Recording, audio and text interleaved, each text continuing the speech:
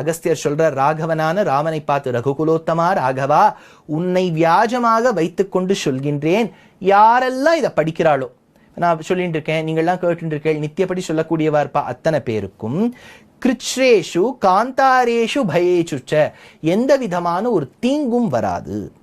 காட்டுக்குள் நடுக்காட்டுக்குள்ள போய் தவித்தாலும் சூரிய பகவான் வழிகாட்டுவர். கீர்த்தையன் புருஷ கஷ்டித்து நாவசீததி ராகவ, அவளுக்கு எந்த விதமான பெரும் துன்பங்கள் எல்லாம் வராது இந்த ஆதித்ய ஹிருதயம் படித்தால்.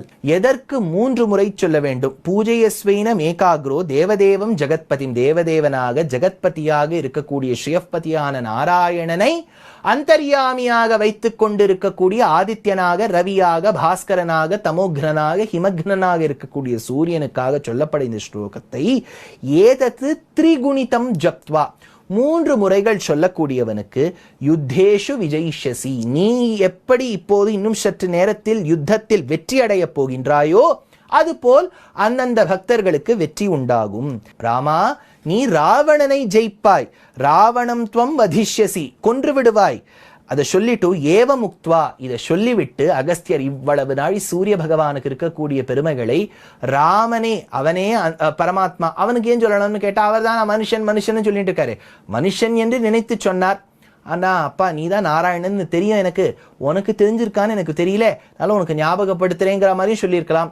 சொல்லிவிட்டு ஏவ முக்துவா இதெல்லாம் சொல்லிவிட்டு ததா அகஸ்தியோ ஜகாமச்ச யதாகதம், அவருடைய ஸ்வஸ்தானத்துக்கு சென்றடைந்தார். இதை கேட்டுவிட்டு ராமனுக்கு இருந்த சற்ற கிளேஷம் துக்கமெல்லாம் தொலைந்து அந்த திருமுகமானது அப்போது அலர்ந்த செந்தாமரையினை வென்றதம்மா. மோட்டிவேஷன் அவ்வளவு கிடைச்சுட்டான் ராமருக்கு.